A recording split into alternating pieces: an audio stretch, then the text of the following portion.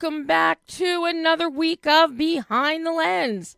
I'm Debbie Elias, film critic, creator, and host of Behind the Lens, where we go behind the lens and below the line with all those movers and shakers, the film and TV makers, the producers, the directors, the writers, the actors, the cinematographers, the VFX gurus, costume designers, production designers, composers, film editors, sound mixers, authors, you name it. Oh, and composers, of course. You name it, we talk to them. And we're going to be doing a lot of talking today. Very, very excited about today's show because you're first going to hear an interview with a writer-director whom I adore. He is a friend. We have known each other since his very, very first film over 18 years ago. And I have been on his bandwagon all these 18 years. And now his wife is also now a filmmaker. And she has been on the show already with her first documentary, The Beloved Cat Daddies. But the man I'm talking about is none other than Dave Boyle, who has a smash hit series, 8-episode series on Netflix right now. It is one of my fave series of the year so far. I'm loving House of Ninjas as well as Masters of the Air, which is on Apple TV. But you're going to get to hear my very extensive exclusive interview with Dave in just a minute. And then at the midpoint of the show, slightly thereafter, I am thrilled beyond belief to have another dear friend who is going to be joining me live.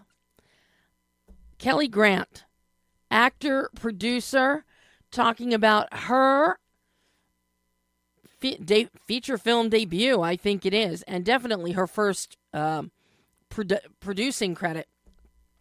Kelly Grant is going to be joining us. She's going to call in and talk about her new film, The Easter Treat for Everyone, Easter, Bloody Easter.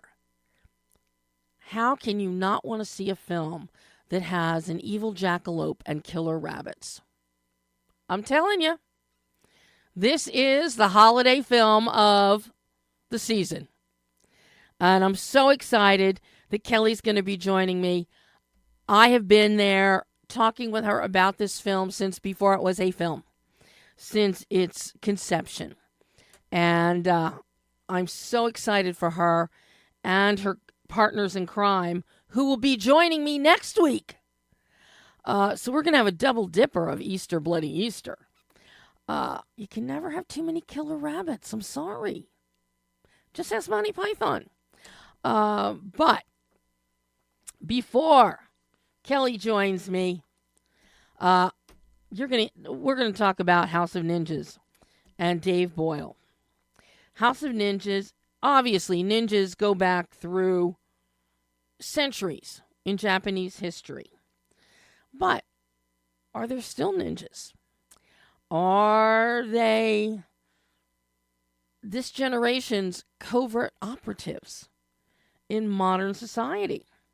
House of Ninjas is set in Japan, present day, and it is the story of the Tawara family, the last ninja clan who abandoned their roots after a mission had gone wrong.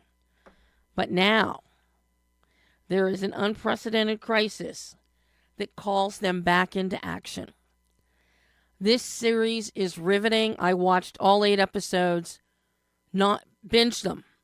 I did not even take a bathroom break. I kid you not. I was that involved in this series. We meet a lot. It was shot in Japan, in Japanese. You can watch the Japanese version, dialogue version, or there is the dub version. It's just wonderful. Wonderful Japanese and Asian actors. Kento Keiku, Tai Kimura, Eiji Makita, Kengo Kara, Tenta Banko is this young actor who plays the youngest family member. Riku, and he steals every scene he's in. But he also steals those scenes with Nobuko Miyamoto, who plays his grandmother Taki. The action is fantastic. Every production level is so well done. The cinematography is spectacular. The music, even. There is no stone unturned in this series. I am desperate for a second series. And before I let you hear my conversation with Dave, I have to give special mention to the fact that, yes, because he is the husband of the woman who made the documentary Cat Daddies, we got a cat that stars in House of Ninjas as well. Gigi the cat. And you're going to hear a wonderful anecdote about Gigi the cat and working with a cat. Kids and cats. I don't know what Dave was thinking, but you can judge for yourself. Take a listen to my exclusive interview with writer, director, producer Dave Boyle talking House of Ninjas. David. Hi, Debbie. Hello, stranger. How are you? Good. It's been too long. How have you been? I have been fine. How have you been? How are the cats? Everybody's great. Yeah, we're all good. I just got back to the States a couple days ago, and so just kind of getting reacquainted with everybody. But everybody's good. But I got to tell you, Dave, you have outdone yourself with House of Ninjas. Outdone yourself. Thank you. This Thank you is, so much. now you know, one of the greatest joys of the past 18 years that we've known each other has been watching your growth as a director. And when you had that one slight falter and then came back guns blazing with Man from Reno, and you were right back on track, even better than before, it has been a joy to watch you grow and develop. But what you do here with Ninjas, you knock it out of the damn park. Just amazing. Thank you. That's so nice of you to say that. So, coming from somebody who knows all of them, one of the few people who know all of my work, all the way going back, that really means a lot. So, Yeah. Thanks. It amazes people when it's like, no, yes, I know Dave quite well. We go all the way back to Big Dreams, Little Tokyo. Well, what was that? Yes. I said, people. This, I binge watched the whole series. Oh, cool! Great. That's great to hear. I always love it when people tell me that, because we wanted it to be something that you just want to see what happens next. So that's great to hear. I binged the entire thing. I did not even take a bathroom break. That's how riveted I was. Wow, that's amazing. That's how riveted I was. And before I dive into Ninjas, I just have to tell you, since you were tied up and you couldn't come on the show for Tokyo Cowboy, I love that film.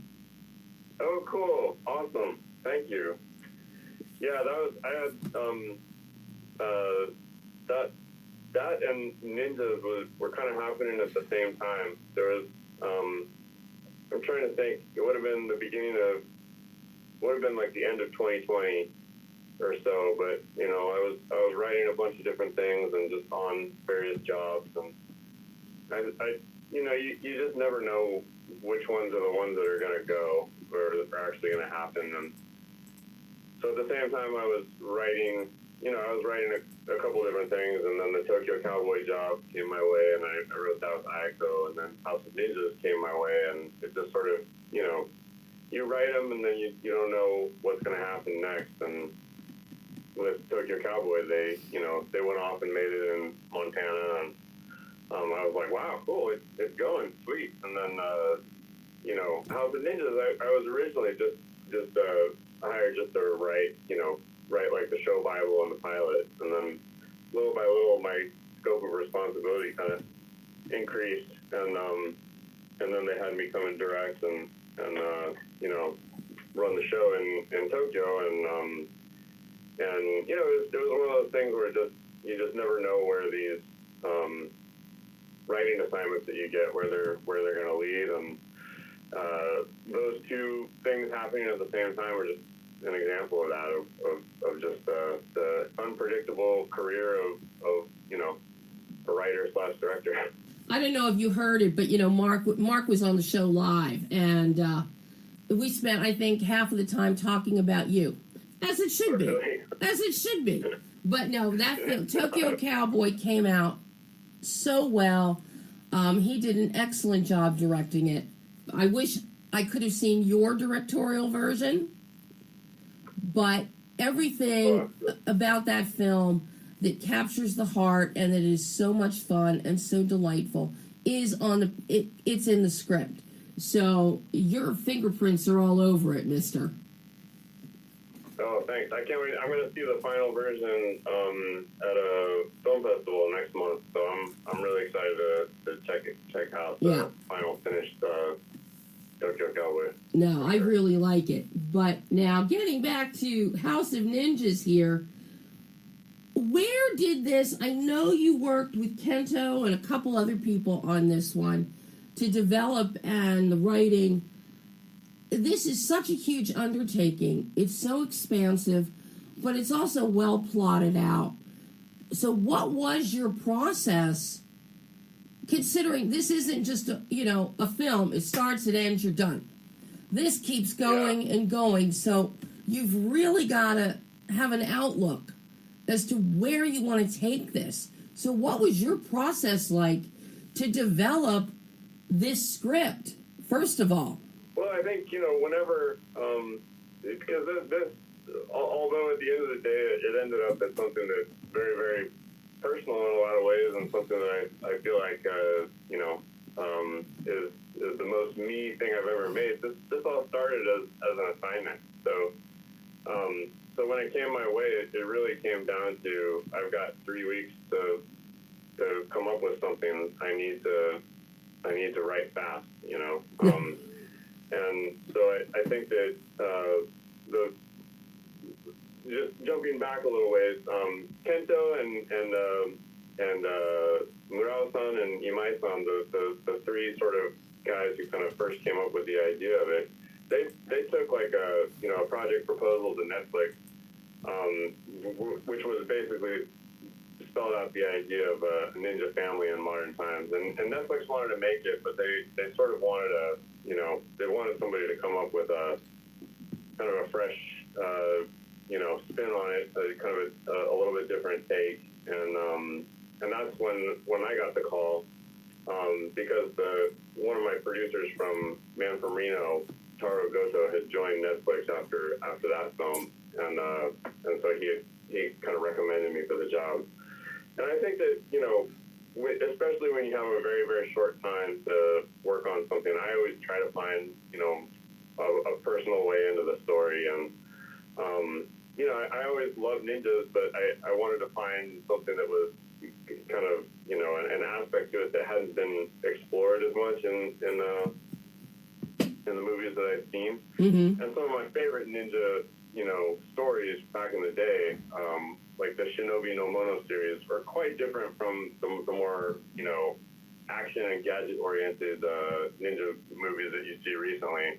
So it sort of felt like there was some sort of new take to be mined from it. And when I was researching it, I just found all these just peculiar, all these rules that ninjas had, like all the dietary restrictions and all the restrictions on who you can fall in love with, and serving a master, and how they were always sort of, tools in the hands of a more powerful clan. And I just really felt like, a modern day ninja family who are, living by a set of just really old values, that was sort of an interesting conflict to mine for it. And from there, it was just kind of, the other thing that I just felt really strongly about was that instead of kind of trying to have everybody sort of working in tandem all the time, I wanted each character to have their own strong, storyline, so that they were the main character in their own story. I love shows where, where every episode may not, you may not be able to move the chess pieces all the way down the board, but every character is sort of, really wrapped up and engaged in their own story, and so they're each kind of moving in the darkness, not realizing that they're all sort of interconnected in one big storyline. And so that's kind of where it started from, and from there it just came down to making decisions about, what kind of challenges to give the characters, and what to what sort of obstacles to give them. And so that original Bible that I wrote, we went through a development process at Netflix, and it got some new ideas in there, and I worked with a team of writers in Tokyo who wrote the remaining episodes based on my outlines, but they were really excited by the premise and kind of the world that I had come up with, and so they decided to do it, and then from there there was a lot of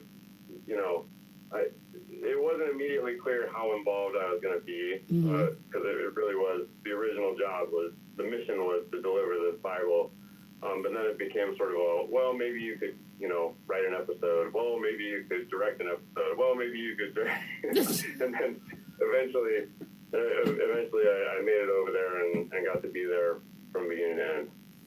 Well, I'm glad you did, but I have to say, I love the characters that we have. I love how you have you've done a beautiful job of mixing the culture and history with modern day elements, such as now all of a sudden Yoko is essentially a stay-at-home mom. She's bored. Yeah. She wants to get her shinobi skills, keep them sharp, keep going, do something vital. You've got a dad, and I don't know how many times he says it, but every time he says it, I just laugh when Sushi keeps saying, "We're a normal family." And I love how he always stresses normal. Yeah. And you've got the missing older brother who's dead. You've got now the second brother who is now the eldest, who he believes in peace and kindness and wants to pursue his own life but still honor his family. You've got a daughter who's who's college age, still mourning the loss of her older brother, but still trying to find her own footing as to where she fits in. And of course, then your scene stealer of the whole kit and caboodle is the brilliant Tentabanka as Riku. You could do a whole series just on him. Yeah, he is so great. Just a really, really wonderful kid. Soon as he, we auditioned a lot of kids for that role, and just as soon as he came in, everybody was like, "That's him." Just so, he's a pretty, I see him in commercials and stuff in Japan a lot, and just a really, for his age, he's he has an incredibly developed talent, and he loves acting. Like, he just loves the whole process of creating the character and creating a role and everything. Just total pro, really wonderful kid. It's funny, the very last scene that we shot with him is the opening scene of episode 2, where he's at Odawara Castle. So it was a big day with a lot of extras and everything. That was his very last scene, and he just burst into tears at the end of it when everybody clapped for him, because it was such. If you think about it, we shot for more than 6 months. So for him, that's like a big chunk of his life. Yeah. But yeah, great kid. Can't wait to see what he does next. But then you pair him with Nobuko Miyamoto, who is Grandmother Taki, and those two are just magic together. They are magic. Yeah, she was. That getting her in the cast was sort of a pinch me moment, and just because I love the movies that she was in, like Tom Popo and Attacking Woman, and so she was just always kind of a personal hero of mine.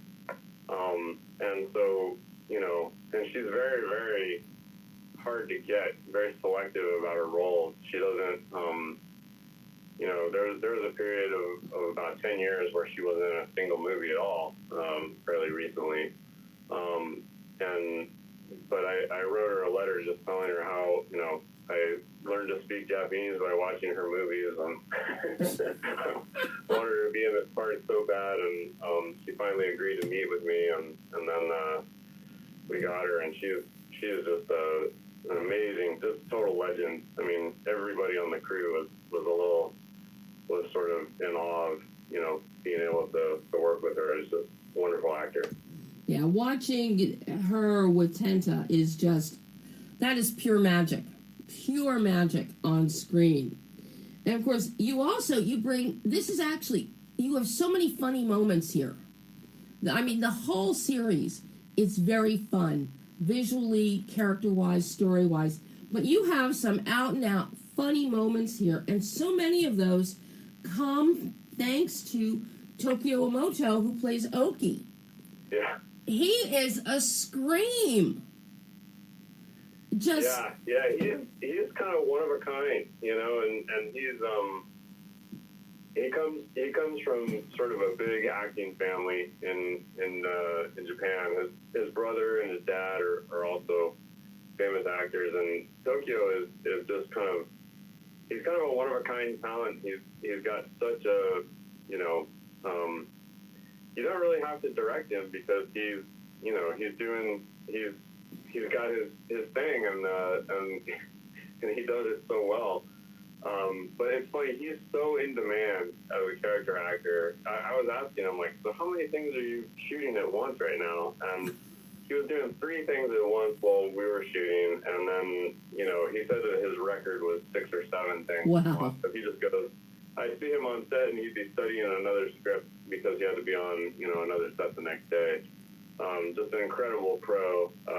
You know, the Japanese film industry, the actors tend to be sort of double and triple booked all the time, going from set to set. And then guys like, you know, folks like Tokyo, who are just so unique and just, you know, so funny and energetic and incredibly charming, they just are just crazy in demand. So scheduling is tough. of course, you bring in, no surprise to me, we have the cat. Oh, yeah. The cat is fabulous.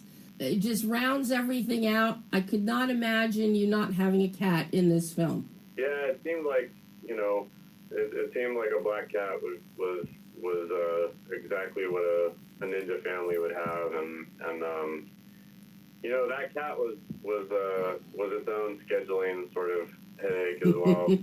There's no labor laws for humans in Japan, but for cats, you know, they have like limited work hours and stuff. So. Oh my God. And as the husband of the Mother of Cat Daddies documentary, you have to be cognizant of cat labor laws. Well, yeah. There's I have a reputation to maintain. In that, that's right. You know. But no, but that cat was lovely. You know, you just sort of set it somewhere and it just kind of stays there.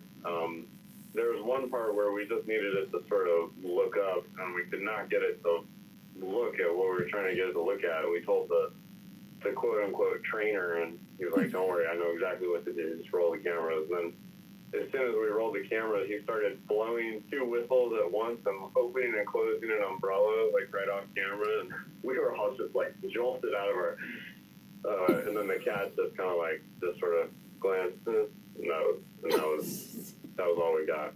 But it's in the show. So whenever the cat's on screen, just imagine a guy rapidly opening and closing an umbrella and blowing on a kazoo, and that's what the cat's reacting to 9 times out of 10.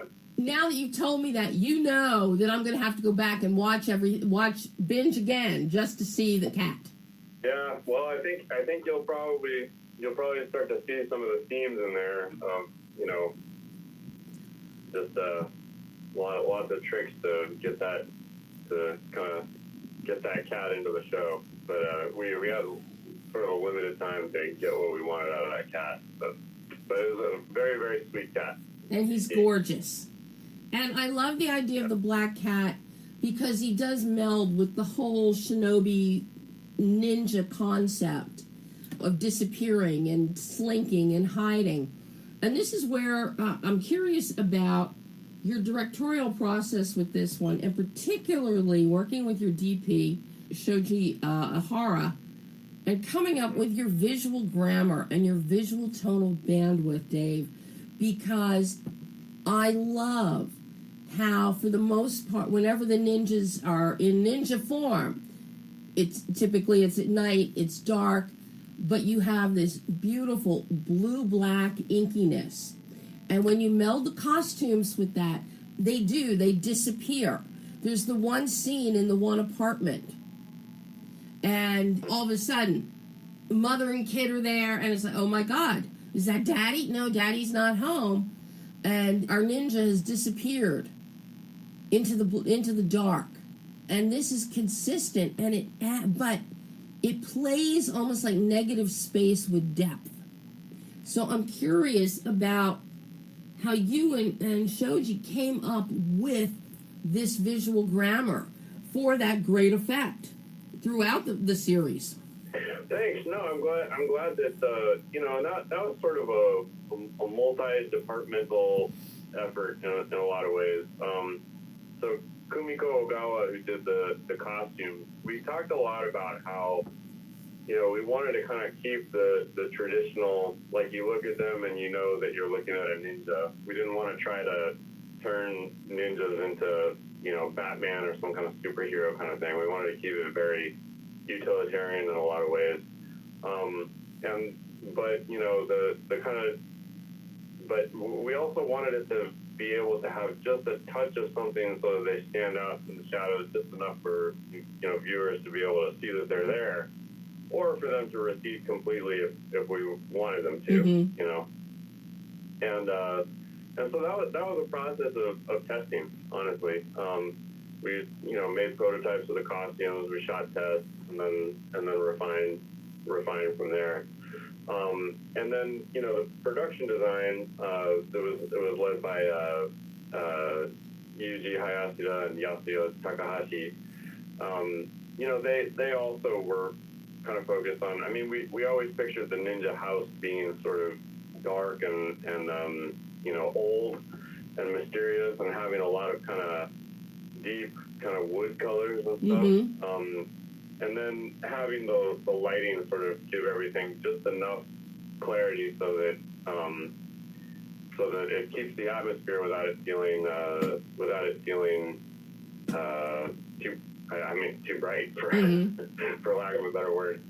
But Ivana-san, my DP and Sugimoto-san, who did the lighting, so the two of them are these veterans from Kyoto who've been, shooting movies in Kyoto forever. So there's basically no situation that they haven't dealt with. They both have, both are Japanese Academy Award winners and been around the block for a long time. Wonderful, wonderful, wonderful people. Ivana-san is this kind of gentlemanly, courtly, very soft-spoken, and he's very much he very much wants the director to decide on what the shots are going to be, and then he wants to execute. He basically wants to be directed. He wants to know what are the shots going to be, and then he wants to sort of add his own special sauce on top of that. Whereas, in the past, many DPs that I've worked with, it's more of a conversation together to do the shot list and kind of decide how it's going to be laid out and everything. And he is, just a wonderful in terms of his sensitivity and picking the lenses and sort of getting the, I guess, the contrast, not just in terms of contrast in the image itself, but in terms of large or small, the sizes of the shots and he's just really just a wonderful presence on set as well. A lot of the conversations that we had were just about trying to get this sense of normal everyday life into this show. That we didn't want to do something that felt like trying too hard. I don't know if that makes sense. Yeah. But we wanted to sort of present, sort of a vision of, hey, this is everyday life. And then with more and more playful touches, kind of let people sink into the world and eventually get into more and more of the kind of less than ordinary, the ninja world that's hidden from everywhere else. And so I ended up picking a lot of locations that I think, at first people were a little puzzled by it. Like, why are we shooting at this ordinary, this is just so ordinary. Why would you want to shoot there? And it was, well, that's the whole idea. This is the ordinary world, and we're trying to show that this is just bubbling under the surface of everyday life.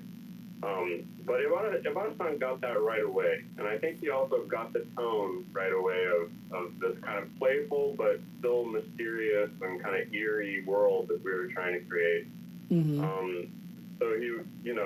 So we talked a lot about how to suggest that, how to keep that playfulness but also never lose the suspenseful edge. I think that it was a great collaboration, and it was also just a wonderful filmmaking experience and education for me. This is my first time doing everything in my second language as well. Nobody on the crew. Just everything was done in Japanese, and since that was the case, then that really forced me to be simple and keep my direction as clear as possible, just because, there's even though I speak Japanese, I'm not a native speaker, so I was also learning, a new style of filmmaking, a new style of communication on this. But the whole crew, and Iwata-san especially, were just really lovely and patient with me. Well, something that I love that you did visually is when we get to, with no spoilers here, when there is a return of a character who appears, you've got a huge tonal shift, and you're changing up your camera angles within the family house, and we now have there's more light.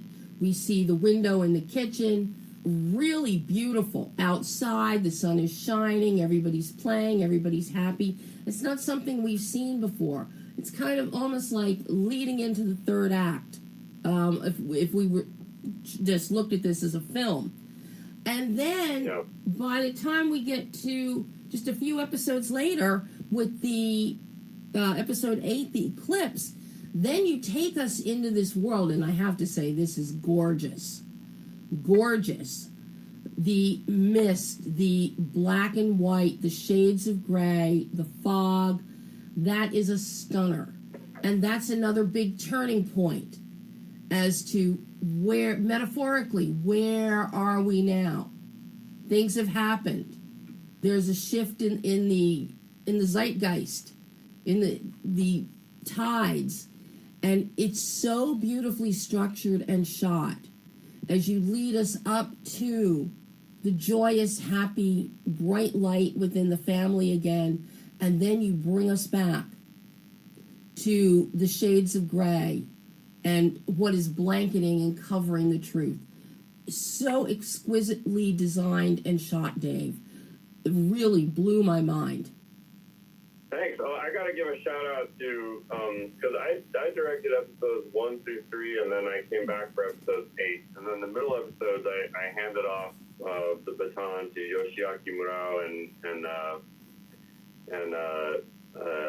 Tomoyuki Takimoto, who did, and Takimoto-san is the one who did the episode of the episodes where we're kind of in the house for a little bit when they get an unexpected visitor. And, that was definitely part of the strategy, was to give those episodes, a little bit of a different feel. Those where we're kind of sinking into some more psychological suspense. I sort of thought of it as Debbie, what's the Hitchcock movie where Joseph Cotton comes to visit his niece? It's one of my favorite movies, and the title just totally escapes me. Oh my God, yeah, Teresa Wright, Joseph.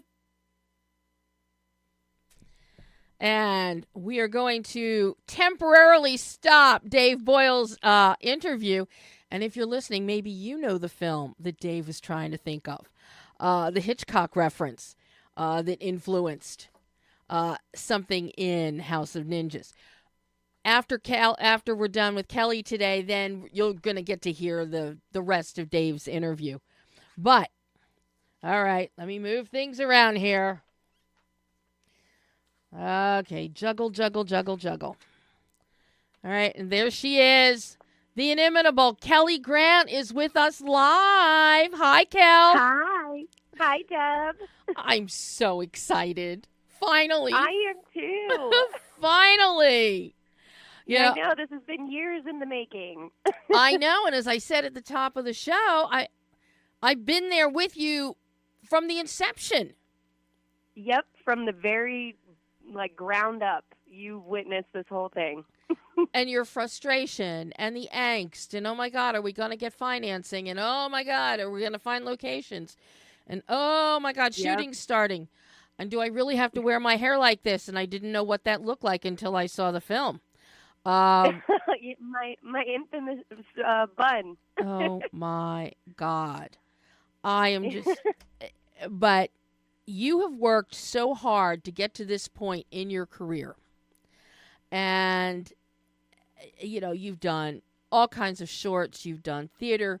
You've, had little tiny walk-ons and little pieces in a couple films. But this, you are part of the major triumvirate that makes this film work. It's you, director Diane Foster, writer Allison Lobel, and the three of you star. You play Carol, Diane Foster plays Jeannie, and Allison Lobel plays Mary Lou. And Jeannie and Carol are best friends. Mary Lou is just all worried about her Easter Palooza. It's Easter Palooza, and it's got to be a palooza to beat all paloozas. But yes. So it's really the three of you are running the show here in more ways than one, because you're also all producers. In addition to Diane is directing and she's playing Jeannie. Allison has written the script. She's playing Mary Lou. You're all producing. How do you even, as an actor, start wrapping your head around wearing the multiple hats, considering this is your first big feature acting role? And you got to wear some other hats too. Yeah, it was a really great learning experience, because I'm a first-time producer. So watching a project from the ground up, before even thinking of the acting part, was really interesting. And then seeing all the moving parts happening before we're even shooting. We were having production meetings every week, bringing on people from different departments. And this is all before worrying about acting. And then all of a sudden I had to flip a switch. I was like, okay, now we got to figure Carol out. Now I get to do what I'm very trained to do and love doing. So then we got to play. So it was really fun watching all the hard work and prep, and then getting to film. We filmed for 17 days, and it was kind of a relief. I'm like, oh, I get to play now. So this is fun. But it was a really great learning experience, seeing, even an independent film just from the ground up, how it's a miracle anything gets made, because so much work goes into it. Well, talking about work, do you remember what you thought the minute you read Allison's script and you saw this character of Carol on the page? Yes, it was just me, Diane, and Allison. We were at Allison's house, and it was during COVID, and she called us. She's like, I have a script, and we were like, we can't wait, and we sat and read, and we were laughing through the whole thing. We're like, this is amazing, and we have to make this. And the script has definitely changed a lot from that first read, of course, going through rewrites and everything. But yeah, I remember just the excitement of like something is beginning here. And with these two girls, like we've been through a lot together and we've done theater together, but to jump into a film together was just very exciting. Now, were you always set to play Carol? Yes, which I thank you, Allison Lobel. She wrote that part for me, which I'm forever grateful. And we just, the three of us love working together. So she's like, I wrote this during COVID. We're all going to be cast as this, and then, we'll cast everyone else later. So I was just very grateful that she thought of me in that way. Well, I love the role of Carol for you in this insane tale of the legend of a killer jackalope and his little army of killer rabbits. And, of course, all Mary Lou is worried about is nothing can screw up her Easterpalooza. But then people start disappearing, namely Jeannie's husband, Lance. And it's, where is he? And then, of course, you've got Sam, who is, Zach Tanner as Sam is just great in this film. And he's the one that tells the tale of the 150-year-old legend of the jackalope. And it just goes from there. And we've got this core premise. Of course, Carol wants to help Jeannie find her missing husband. Mary Lou just wants her Easterpalooza. And you've got Sam fueling the fires. Lance is missing. And then you have this great town of people. You have all the church ladies. And the church ladies all make me think of my aunt down in Omaha, Georgia. And her and her church ladies. Of course, your costume does too, but we're not going to go there. Right. But the townspeople, the interaction here, while you and Diane and Allison really you're the three leads, but you all feed. Allison has written this script so well that everybody feeds off of everyone else. You can't eliminate any one of these characters and get the same result. You can't eliminate Lance. You can't eliminate Eugene. You can't eliminate Mayor Lou. You can't eliminate the pastor. You can't eliminate Sam. You can't eliminate the professional bunny slayer, Megan. You can't eliminate the sheriff. And then any of these other ladies that are dealing with the fish fry and the Easter Bunny costume contest. You are all so interactive and so interdependent. That's something I find really interesting because this really it's a genuinely large cast with hefty speaking roles for everybody. I was very proud of how it felt like such an ensemble, and they did such a good job of like letting everyone have their moment. Like each church lady gets their moment. Yes, they do. Even my children get their moment, So they did a really good job of like letting everyone shine and making this town feel real. Like these characters live in this. Well, and that's the interesting thing, too, because this is set in a fictional town of Wahlberg, in Texas. Truly rural upon rural upon rural. But you were shooting all over Southern California. Yes. That was challenging. We're like, okay, we can't afford to fly everyone to Texas, so how are we going to make this feel like Texas? And they were scouting, and we found some really good spots. Like we shot on this ranch that Ronnie let us shoot on, and that felt like Texas. And then they found that church and like because we also wanted it to feel a little like creepy. Yes. And one location when we're in the woods, we are literally up in a mountain. It was a little scary to drive up that mountain because there was no railing. Oh God. But I know, I was like, oh no. But it was great. Like we were literally in the forest, and it just worked out really well. Now, because you are a producer, were you involved in the location scouting, or did you leave that to Diane? We were all involved in that, so that would be a part of our production meetings. Of, you know, if we needed a bar, we considered backstage in Mom's where I bartend. So that was part of that, but we ended up using a different one there. And yeah, that's what everyone was kind of assigned a job, and it was like all hands on deck. Who can bring this in? And, you know, then we would all agree on it and lock it down. So yeah, it was very much like a group thing when we were in our production meetings. And you didn't 86 the mountain drive and no railing on the side of the road? No, because the location was too good.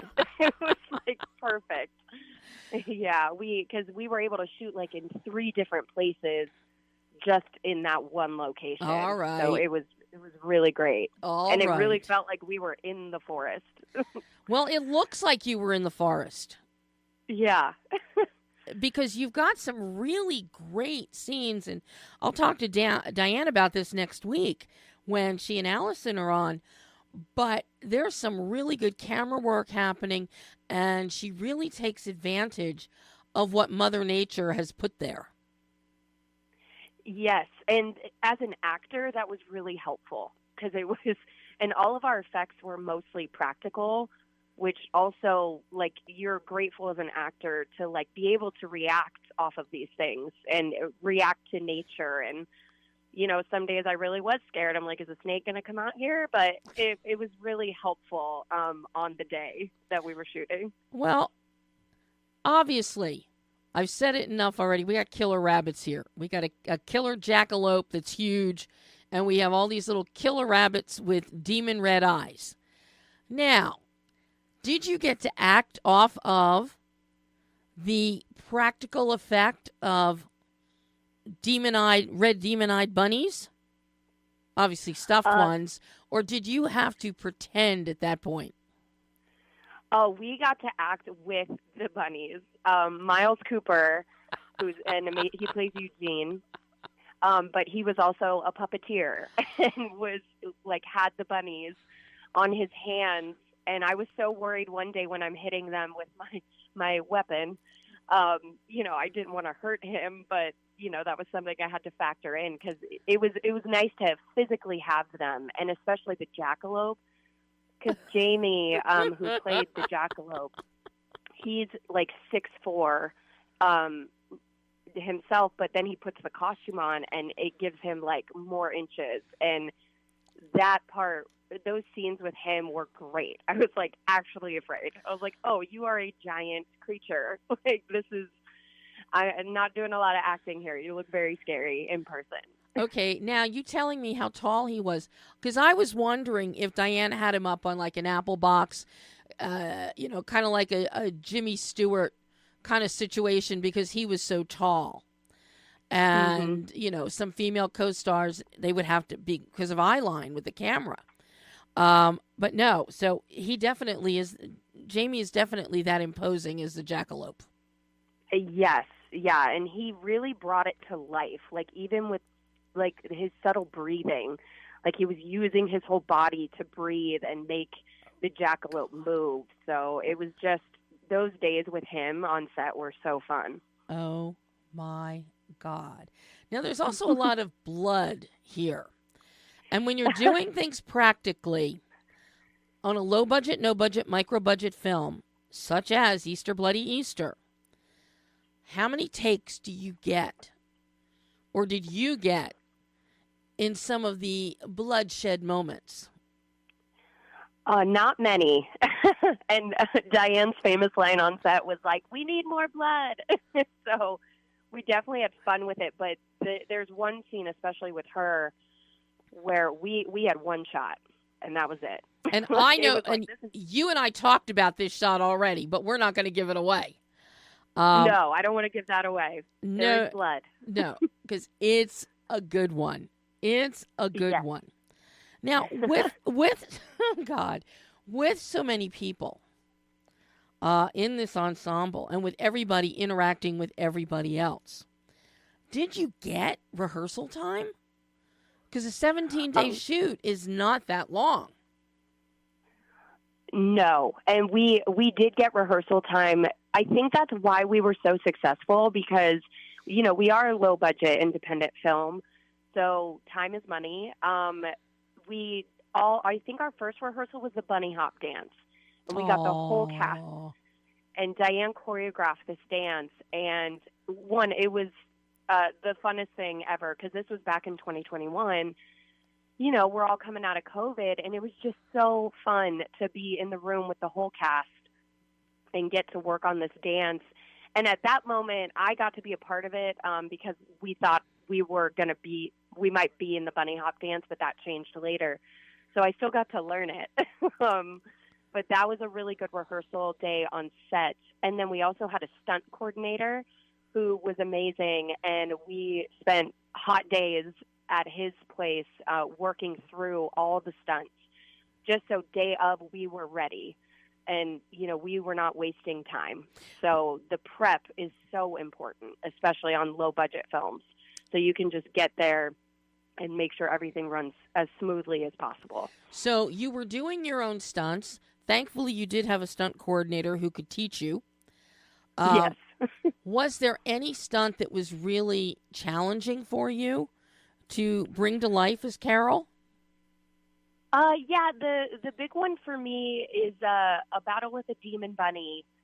And we had to, I really had to figure out and imagine, one, where the bunny is getting me, and, I had to throw myself back on a mat so that the trust there that, I wouldn't get hurt. So I really we had to do that a couple times, and just, making it, selling it. So it was fun, though. The stunts were very fun. And, of course, now I'm sure you're wishing that you could have a mat like that anytime you decide to do something silly, like ride on people's shoulders in case you fall. Oh, yes. We know my history with that, Deb. Yes, yes. That is very... No piggyback ride. No, that is very inside baseball, people.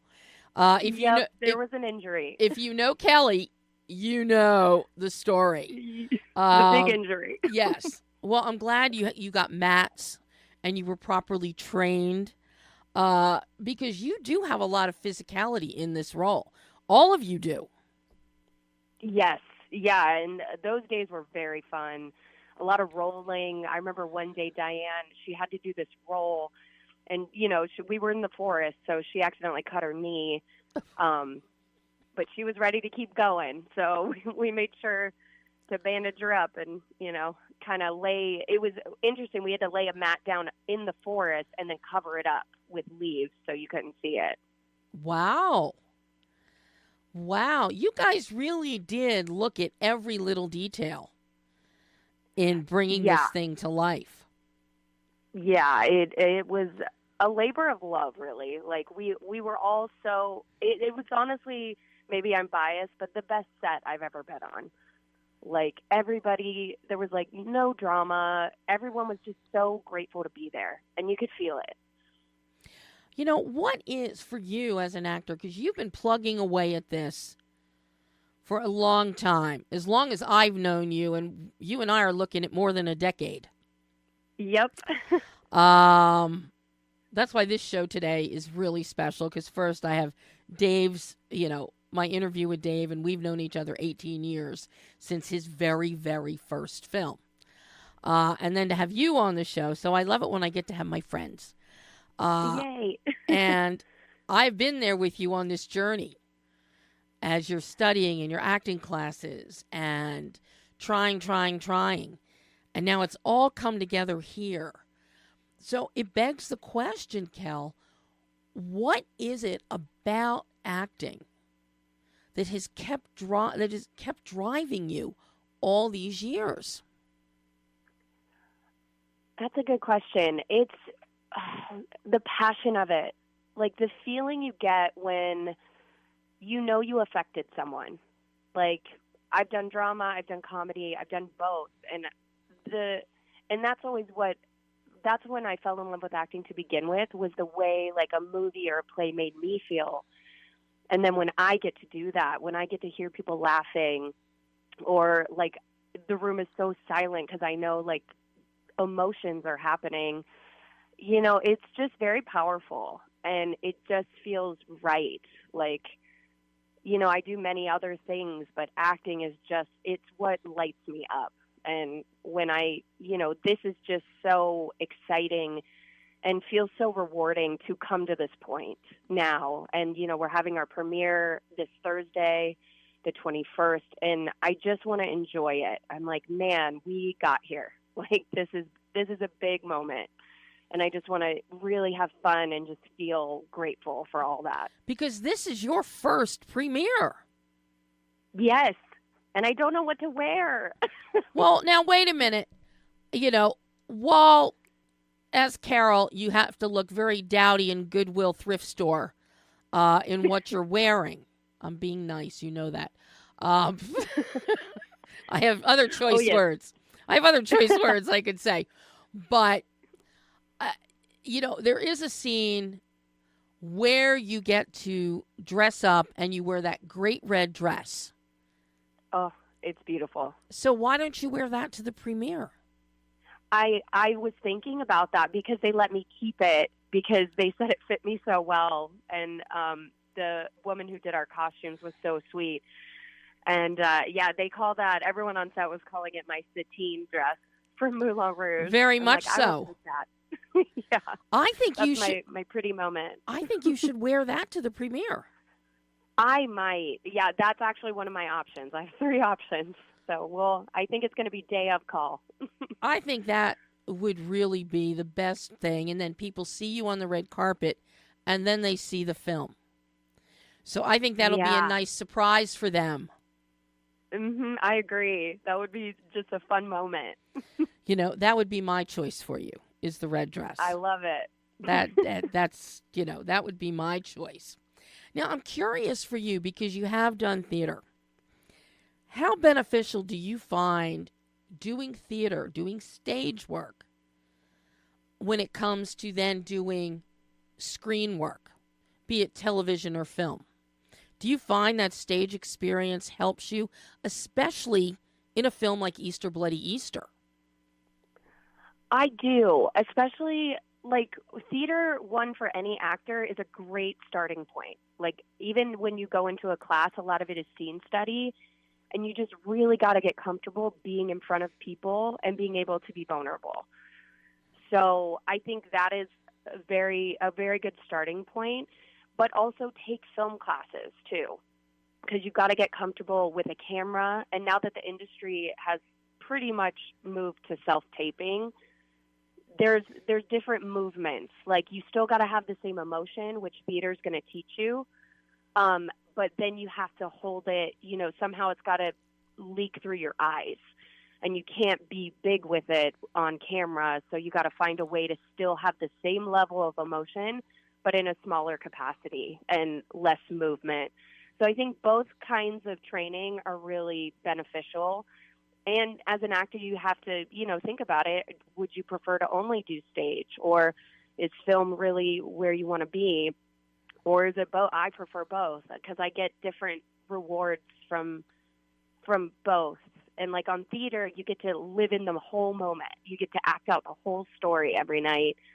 Whereas film, it's all broken up. So you really got to have that skill of like, okay, on this day, where are we in the script? What am I bringing? What are my before moments?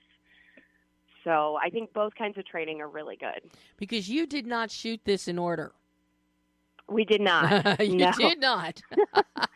Nope. Because blood had to be used sparingly but judiciously.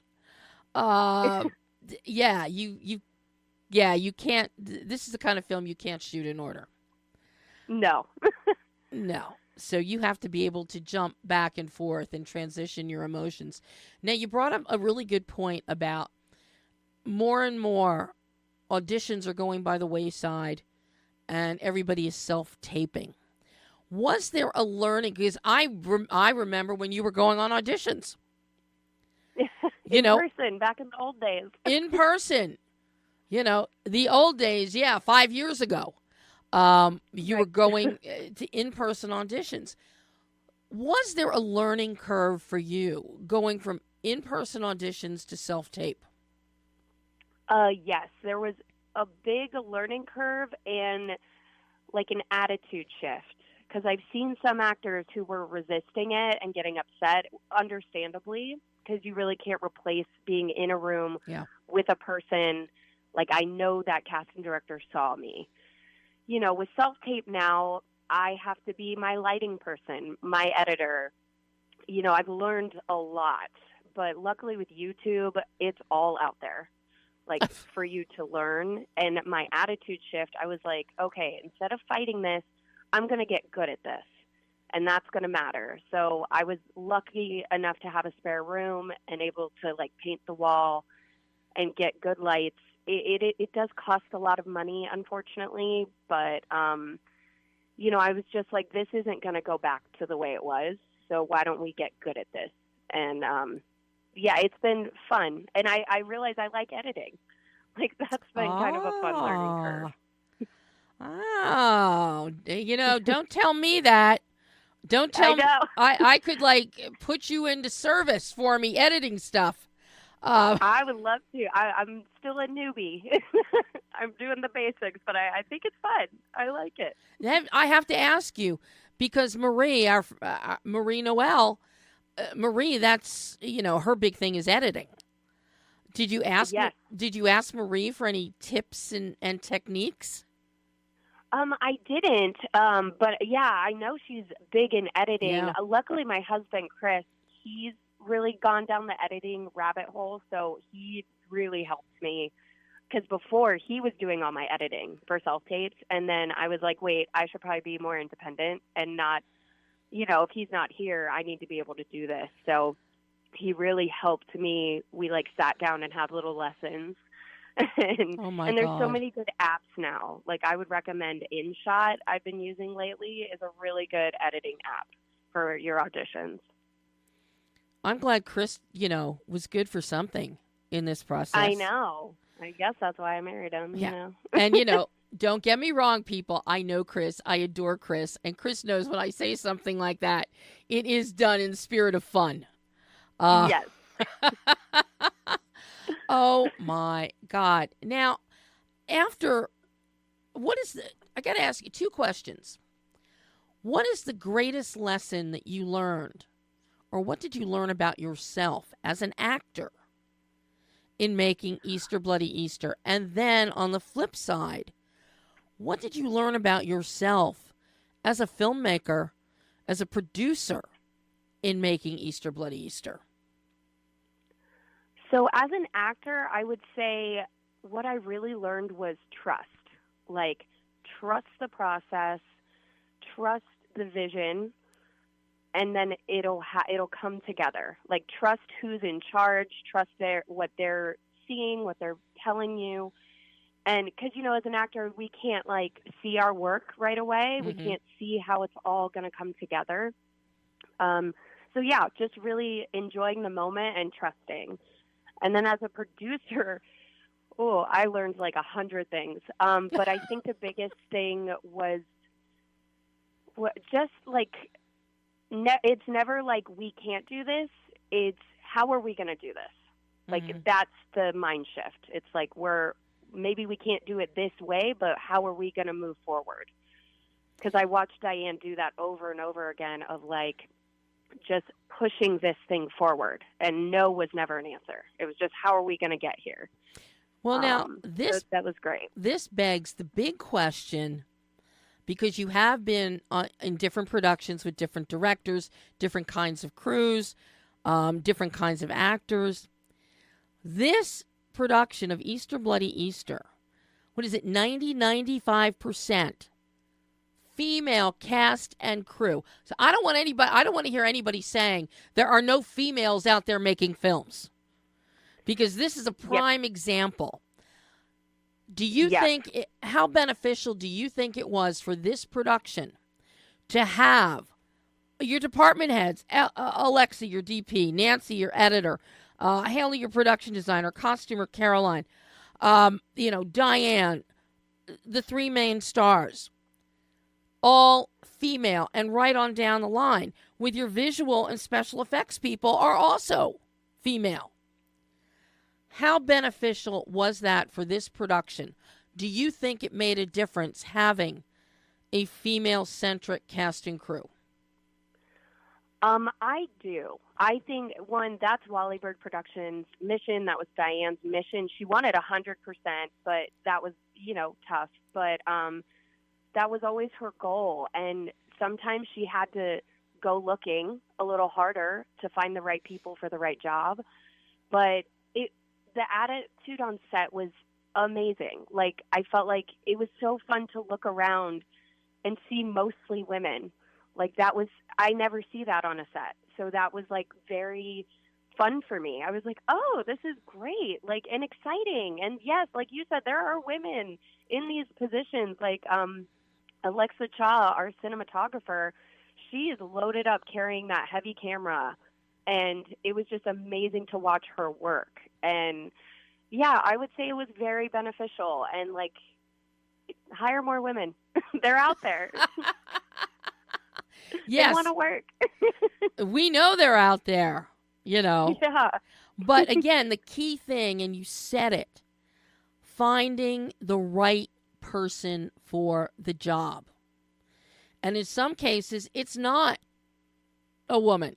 It might be a guy like your composer. Mark Vogel did the scoring. Oh, and he is amazing. He is. Such a gem of a human. But it is all about finding the right person for the job. And you might have to look. Like you said, Diane looked till she found the right person for each of these positions on the crew. And I think that's something very, very important. You don't just go out and hire some, women just to have women. And you don't go out they got to be qualified. You don't go out and hire guys just to have guys.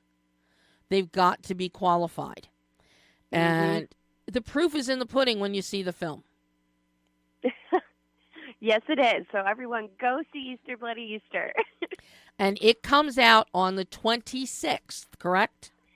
Yes, and you can pre-order now on Apple TV and iTunes, which is very beneficial for independent films because that helps us get more eyes on it and seen. But March 26th, you'll be able to buy it on YouTube Movies, Amazon Prime, Google Play, and then after that, down the road, it'll go to streaming. Now, I watched it on a 55-inch screen in the living room.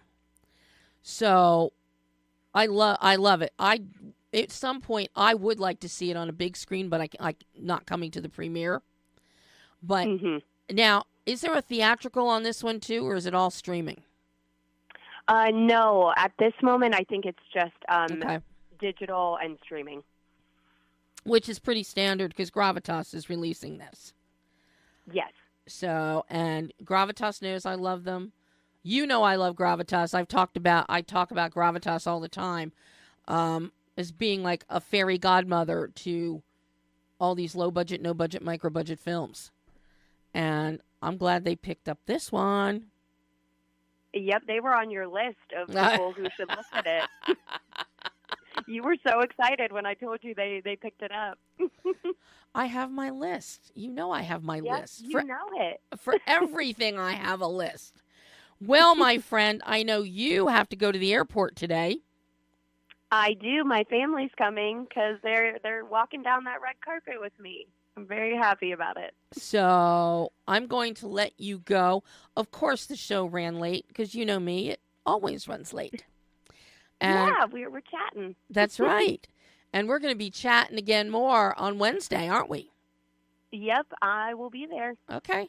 Bartending. I will see you Wednesday then after I see Ghostbusters Frozen Empire tomorrow night. Oh, yes. Let me know how that is. You know I will. And thank you for having me, Deb. This Thank has been you. a long time coming. Thank you for coming on the show.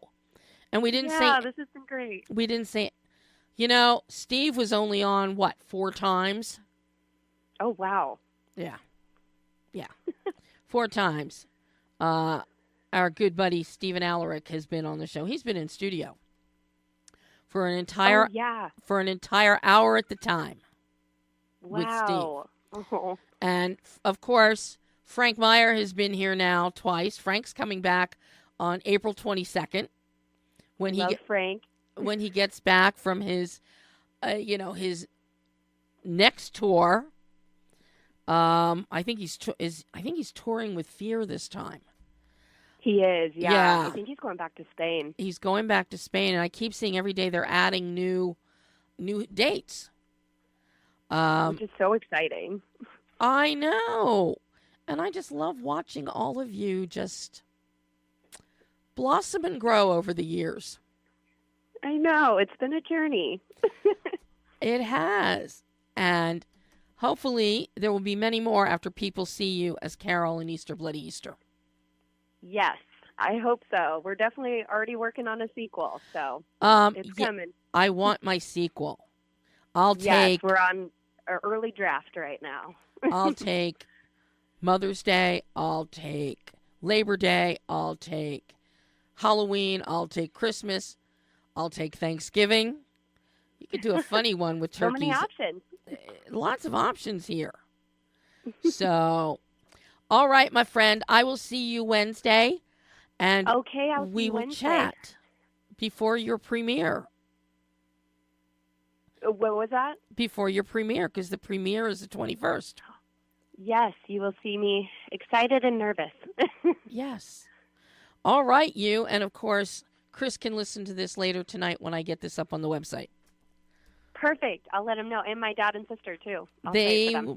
It'll be up on the website and out on Podbean, on all the little podcast platforms. Yay, sounds great. I can't wait. All right. Love you. Thank you so much. And thank you so much. And I'll see you Wednesday. Okay. Bye, Deb. Bye, Cal. And that was Kelly Grant, actress, one of the 3 lead actors and producer on Easter Bloody Easter. Next week, director Diane Foster and writer Allison Lobel, who play Jeannie and Mary Lou, are going to be joining us. So we're really getting in the Killer Rabbit Easter spirit here. Pam's looking at me like, oh my God. But now, as promised, we're going to go back and finish up my pre-recorded interview with Dave Boyle. And I'm wondering, how many of you know the movie that Dave was thinking of? The Hitchcock movie where Joseph Cotton comes to visit his niece, played by Teresa Wright. And all of my TCM friends out there are going to laugh when they hear this. And I may not be able to show my face again. But here we go. And I'm blanking on the title. I know it. I have it in my head. He is the twisted uncle. I think that, we start off on sort of a playful note, and Takimoto-san is known in Japan for his, kind of hard-hitting psychological thrillers, and he felt like a great choice to kind of take the reins for, when the story was kind of hitting, when the characters are kind of hitting rock bottom towards the end. And then I think the baton back for episode 8 when everything kind of comes together, and I just felt like, we just had to really just really go for it in episode 8 and just not hold back and just go. We've taken people on a real roller coaster ride, and I wanted to make sure we finished off with a bang. And that sort of that battle in the fog, it started out as, first of all, we needed to I wanted a texture that we hadn't seen in the movie yet. Something that sort of, so much of the show takes place in these ordinary locations where the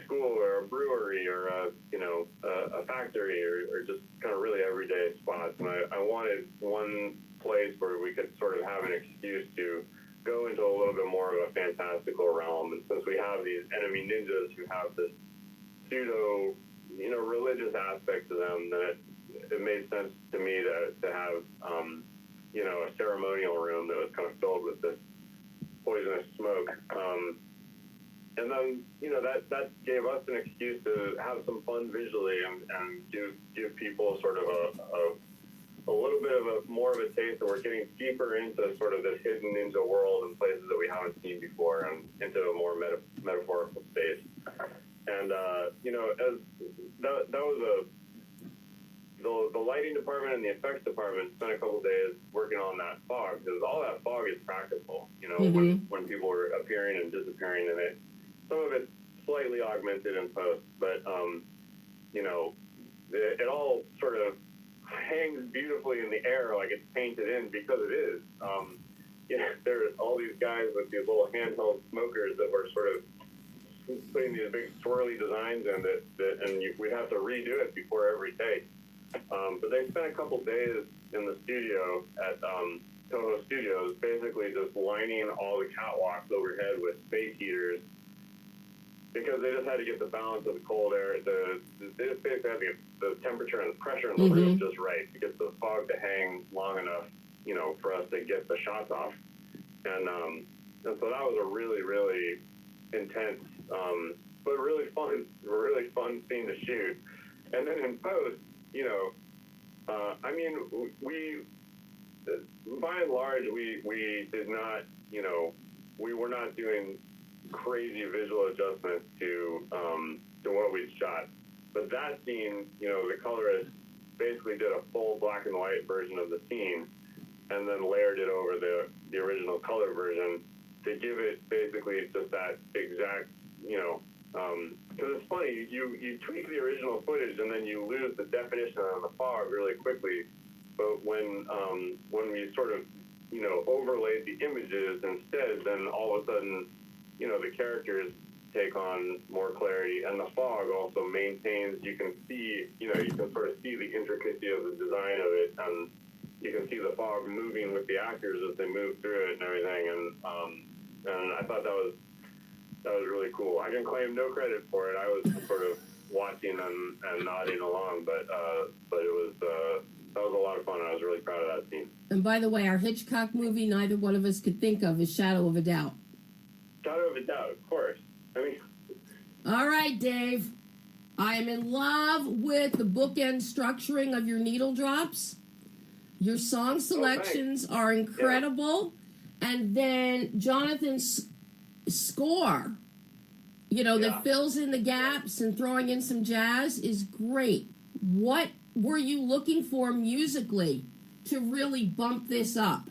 This is it's a very emotional show, but it's also, content-wise, it's sort of, it has a lot of DNA of kind of the B movie in it as well.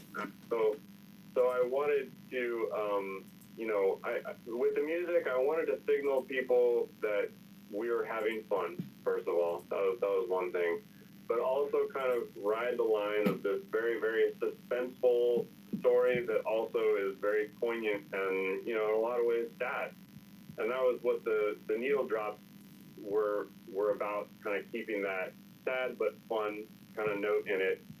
And then in terms of the score, when we were, because we played everything pretty straight, but I felt like the score needed to kind of be pretty big and really a character in the show. And I drew a lot of inspiration from like great giallo scores of the 70s and 70s and 80s, and that was what a lot of the temp music was.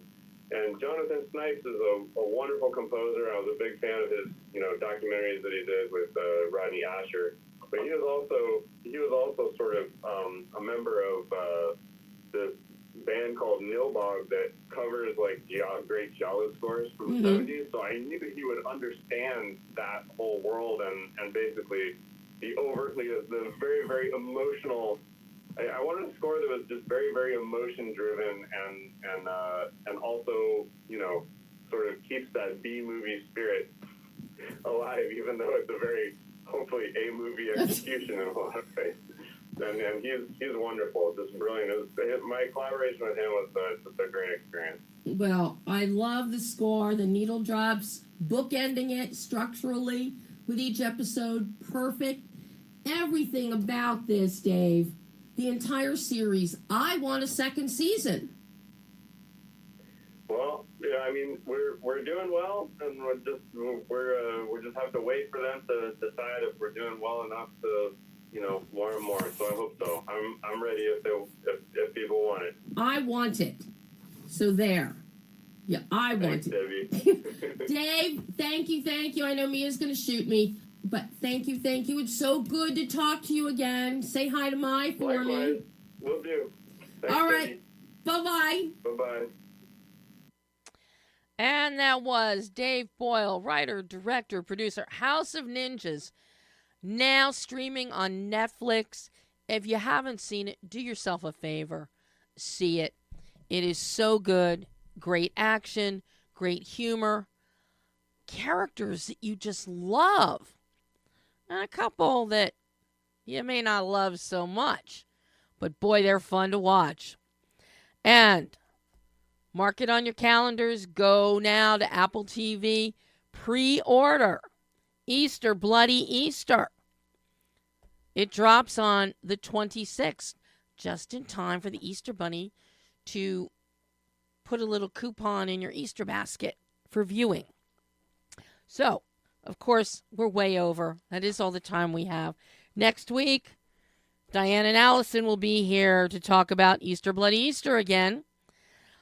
And until then, I'm Debbie Elias. This is Behind the Lens.